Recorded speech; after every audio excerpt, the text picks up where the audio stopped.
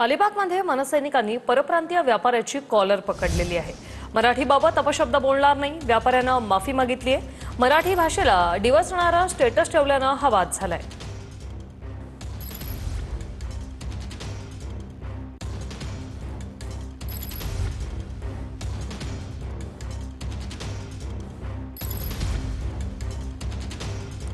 तिथे पाऊस जास्त होता, इथे आपल्या इथे कमी होता। मग मराठी भाषा तिकडे शिकायला जाऊया।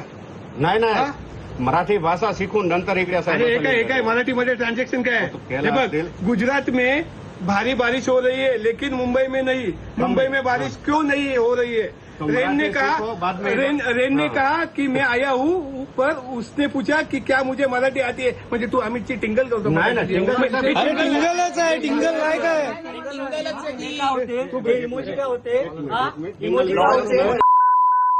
मराठी लोकांना येडा समजतोय। अरे साहेब, आम्ही इथे राहतो। काय पण तुम्ही टाकताय काय? इथेच राहतो। पण त्याचा अर्थ काय होतो?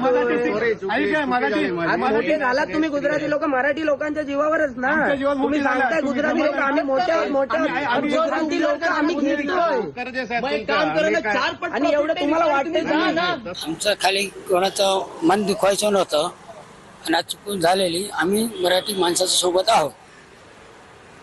मनसैनिक ज्यावेळेस आले होते त्यावेळेस नेमकं काय घडलं आतमध्ये? तेव्हा आम्ही हजर नव्हतो।